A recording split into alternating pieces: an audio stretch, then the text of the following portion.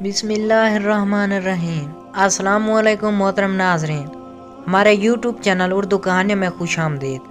آج کی اس ویڈیو میں ہم آپ کو بتائیں گے دیانتداری کے پھل کا سچا واقعہ۔ حضرت علامہ شیخ محمد البانی رحمۃ اللہ علیہ بیان کرتے ہیں کہ میں مکہ معظمہ میں مجاور تھا۔ ایک دن ایسا آیا کہ کھانے کے لیے کچھ نہ ملا اور میں بھوک سے نڈھال ہو گیا۔ اسی حالت میں باہر نکلا تو راستے میں ایک تھیلی پڑی دیکھی۔ اٹھا کر دیکھا تو ریشمی تھیلی تھی اور ریشم کی ڈوری سے بندھی ہوئی تھی۔ جب میں نے اسے قیام گاہ پر لا کر کھولا تو دیکھا اس میں نہایت قیمتی موتیوں کا ایک خار موجود ہے۔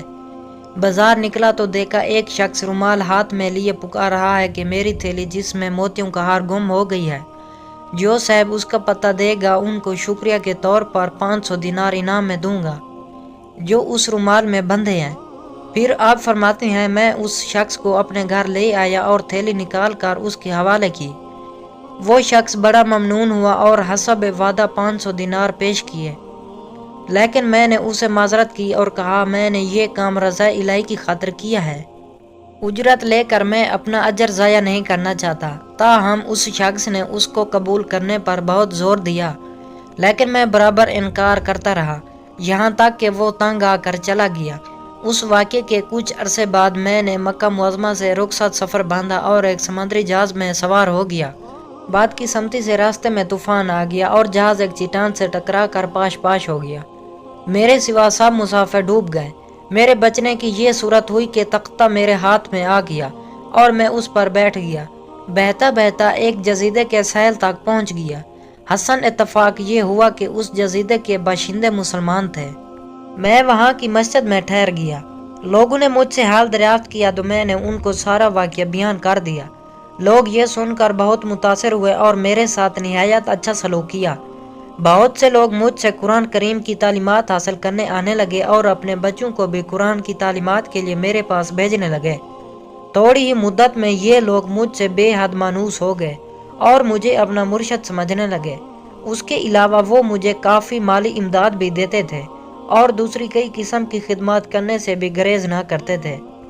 ایک دن انہوں نے آپس میں کچھ مشورہ کیا اور پھر میرے پاس آ کر کہا ہماری رائے یہ ہے کہ آپ شادی کر لیں اور یہاں مستقل اقامت اختیار کر لیں۔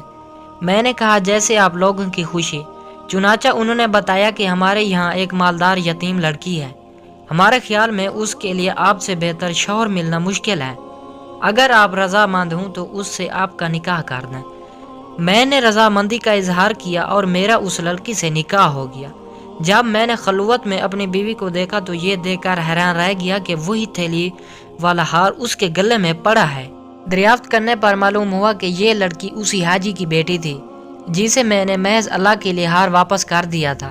لوگوں نے مجھے بتایا کہ جب اس لڑکی کا باپ حج سے یہاں واپس آیا تھا تو اپنی قیمتی ہار کے گم ہونے اور پھر اس کے مل جانے کا واقعہ اکثر بیان کیا کرتا تھا۔ کہا کرتا تھا کہ جس شخص نے مجھے یہ ہار واپس کر دیا ہے ایسا بے نفس آدمی میں نے دنیا میں نہیں دیکھا۔ پھر وہ یہ دعا کرتا تھا کہ کاش اس کی مجھ سے یہاں ملاقات ہوتی تو میں اپنی لڑکی کا نکاح اس سے کرتا۔ پھر آپ فرماتے ہیں کہ اللہ تعالیٰ نے اسے مرحوم حاجی کو دعا کی شرف قبولیت بخشا اور لڑکی کا میرے ساتھ نکاح ہو گیا اور اللہ پاک نے اس بیوی سے مجھے اولاد بھی نوازی۔ دوستو، اس طرح کے مزید اسلامی واقعات کے قصے سننے کے لیے ہمارے یوٹیوب چینل اردو کہانیاں کو سبسکرائب ضرور کر لیں تاکہ آپ کو اس طرح کے مزید اسلامی واقعات کے قصے اس یوٹیوب چینل پر دیکھنے کو ملتے رہیں۔